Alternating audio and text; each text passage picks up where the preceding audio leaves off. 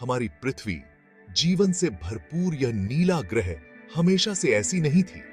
यह एक लंबी और जटिल प्रक्रिया का परिणाम है जिसने इसे आज के रूप में ढाला है। करोड़ों साल पहले यह अंतरिक्ष में खोए हुए धूल और गैस के घूमते हुए बादल से ज्यादा कुछ नहीं थी। यह बादल, जिसे सौर निहारिका कहा जाता है, हमारे सौर मंडल के निर्माण की शुरुआत थी। इस बादल को, जिसे सौर निहारिका कहा जाता है, हमारे सौर मंडल का जन्म स्थान माना जाता है। यह निहारिका धीरे धीरे गुरुत्वाकर्षण के प्रभाव में संकुचित होने लगी। युगों युगों तक गुरुत्वाकर्षण ने इन कणों को एक साथ खींचते हुए उन्हें एक घूमती हुई डिस्क में बदल दिया। इस डिस्क में छोटे छोटे कण आपस में टकराते और जुड़ते रहे। इस डिस्क के केंद्र में हमारे सूर्य का जन्म हुआ, जिसने चारों ओर के अंतरिक्ष को प्रकाश और गर्मी से नहलाया। सूर्य की ऊर्जा ने इस डिस्क को और भी गतिशील बना दिया। दूर दूर पदार्थ के छोटे छोटे झुंड आपस में जुड़ने लगे, जिससे ग्रहों के बीज बनने लगे। ये बीज धीरे धीरे बड़े होते गए और ग्रहों का निर्माण करने लगे। ऐसा ही एक झुंड, जो हमारी पृथ्वी बनने के लिए नियत था, धीरे धीरे बड़ा होता गया। इसके गुरुत्वाकर्षण बल ने अधिक से अधिक मलबे को अपनी ओर आकर्षित किया। यह प्रक्रिया लाखों सालों तक चलती रही। जैसे जैसे यह ब्रह्मांडीय नृत्य चलता रहा, शुरुआती पृथ्वी क्षुद्र ग्रहों और धूमकेतुओं से बॉम्बार्ड होती रही, जिससे तीव्र गर्मी उत्पन्न हुई, जिसने इसकी सतह को एक भीषण पिघले हुए महासागर में बदल दिया। यह गर्मी और बमबारी पृथ्वी की सतह को लगातार बदलती रही। तीव्र गर्मी और बमबारी के इस दौर ने हमारे ग्रह के डेस्टिनी को आकार देने में महत्वपूर्ण भूमिका निभाई। इसने पृथ्वी की सतह को ठोस और तरल रूपों में विभाजित किया। यह इसी दौरान था कि पृथ्वी की स्थिर संरचना एक घने लोहे के कोर और एक हल्के सिलिकेट मेंटल के साथ बनना शुरू हुई। यह स्थिर संरचना पृथ्वी के आंतरिक भाग को स्थिरता प्रदान करती है। यह स्थिर संरचना बाद में पृथ्वी के चुंबकीय क्षेत्र को उत्पन्न करने के लिए आवश्यक हो गई, एक महत्वपूर्ण ढाल जो हमें हानिकारक सौर विकिरण से बचाती है। यह चुंबकीय क्षेत्र पृथ्वी पर जीवन के विकास के लिए अनिवार्य था, क्योंकि इसने हमें सौर हवाओं और विकिरण से सुरक्षित रखा। शुरुआती पृथ्वी अभी भी अपनी प्रारंभिक अवस्था में एक शत्रुतापूर्ण और क्षमा न करने वाला स्थान थी।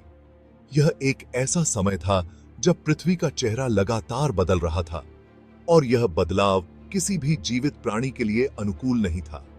हेडियन ईयन, जिसका नाम उपयुक्त रूप से ग्रीक अंडरवर्ल्ड हेड्स के नाम पर रखा गया था, तीव्र ज्वालामुखी गतिविधि, अंतरिक्ष से लगातार बमबारी और अत्यधिक तापमान का काल था, जिसने जीवन को असंभव बना दिया।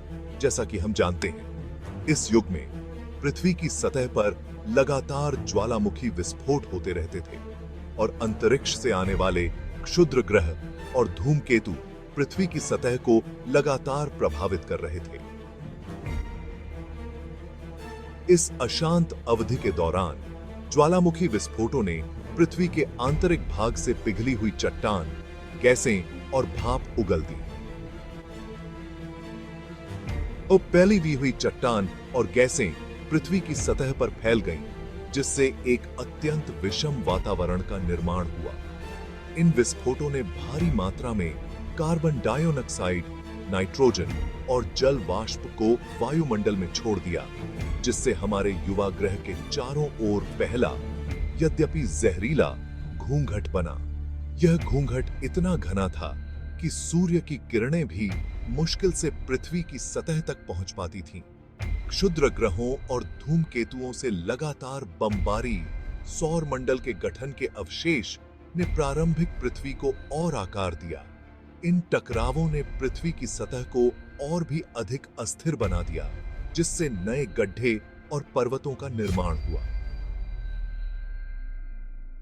इन इंपैक्ट्स ने और भी अधिक गर्मी जारी की, जिससे मौजूदा पानी वेपराइज हो गया और महासागरों को बनने से रोक दिया।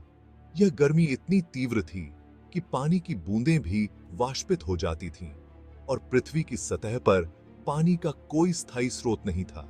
पृथ्वी की सतह एक पिघला हुआ, उग्र बंजर भूमि बनी रही, जो ज्वालामुखी उथल पुथल और ब्रह्मांडीय टकरावों द्वारा लगातार आकार लेती रही। यह एक ऐसा समय था जब पृथ्वी की सतह पर स्थिरता का कोई नामो निशान नहीं था और हर दिन एक नई चुनौती लेकर आता था। हिंसा और अराजकता के बावजूद हाडियन ईओन ने उस पृथ्वी की नींव रखी जिसे हम आज जानते हैं। इस युग ने पृथ्वी के भूगर्भीय इतिहास की शुरुआत की और धीरे धीरे यह उथल पुथल शांत होने लगी। पृथ्वी के आंतरिक भाग के भीतर तीव्र गर्मी और दबाव ने विभेदन की प्रक्रिया को आगे बढ़ाया, जिससे ग्रह अपनी अलग अलग परतों में अलग हो गया। यह प्रक्रिया लाखों वर्षों तक चली और इसने पृथ्वी को एक स्थिर और संरचित ग्रह में बदल दिया। यह प्रक्रिया एक विशाल ब्रह्मांडीय धातु गलाने वाली भट्टी के समान लोहे और निकल जैसे भारी तत्वों को कोर में केंद्रित करती है, जबकि सिलिकॉन और ऑक्सीजन जैसे हल्के तत्वों ने मेंटल और क्रस्ट का निर्माण किया। इस प्रकार पृथ्वी की आंतरिक संरचना का निर्माण हुआ, जिसने आगे चलकर जीवन के विकास के लिए एक स्थिर आधार प्रदान किया। जैसे जैसे क्षुद्र ग्रहों और धूमकेतुओं की बौछार धीरे धीरे कम हुई, पृथ्वी ठंडी होने लगी। यह समय पृथ्वी के विकास में एक महत्वपूर्ण मोड़ था, जब बाहरी अंतरिक्ष से आने वाले इन पिंडों की संख्या में कमी आई। पिघली हुई सतह धीरे धीरे जम गई और इस प्रक्रिया ने पृथ्वी की सतह को स्थिरता प्रदान की, जिससे पहला आदिम क्रस्ट बना। यह क्रस्ट पृथ्वी की सतह का पहला ठोस हिस्सा था, जिसने आगे के भूवैज्ञानिक परिवर्तनों की नींव रखी। ठंडा होने की इस प्रक्रिया ने वायुमंडल में बंद जल वाष्प को भी संघनित होकर बारिश के रूप में गिरने दिया। यह बारिश पृथ्वी की सतह को ठंडा करने और जल चक्र को शुरू करने में महत्वपूर्ण थी। हजारों सालों तक पृथ्वी पर मूसलाधार बारिश हुई, जिसने सतह को तरल पानी से भर दिया और नदियों, झीलों और समुद्रों का निर्माण किया, जिससे निचले इलाकों में पानी भर गया। ये बेसिन, जो क्षुद्र ग्रहों के प्रभाव और पृथ्वी की पपड़ी के विवर्तनिक आंदोलनों से बने हैं, जलाशयों के रूप में कार्य करने लगे। ये बेसिन, जो क्षुद्र ग्रहों के प्रभाव और पृथ्वी की पपड़ी के विवर्तनिक आंदोलनों से बने हैं, हमारे महासागरों के उद्गम स्थल बन गए। इन बेसिनों में पानी भरने से महासागरों का निर्माण हुआ। हमारे महासागरों के उद्गम स्थल बन गए। महासागरों का निर्माण पृथ्वी के इतिहास में एक महत्वपूर्ण क्षण था।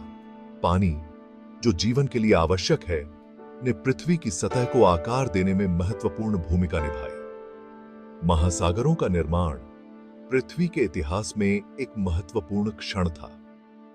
पानी पदार्थों को घोलने और परिवहन करने की अपनी अनूठी क्षमता के साथ ने ग्रह की सतह को आकार देने और जीवन के लिए आवश्यक परिस्थितियों को बनाने में महत्वपूर्ण भूमिका निभाई।